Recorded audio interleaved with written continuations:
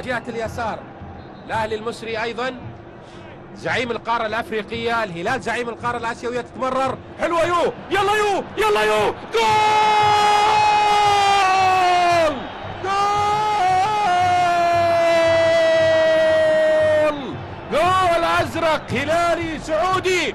شوف يو بيونغ سو بيسجل الهدف الأول للهلال السعودي في مرمى الأهلي المصري، في مرمى الأهلي المصري. شوف النقلات بينية دومينيك دي سيلفا بيمرر أمامية وكرة خطيرة وخطيرة في المرمى، في المرمى. هدف التعادل للأهلي المصري، هدف التعادل للأهلي المصري بشكل جميل جميل جميل جميل.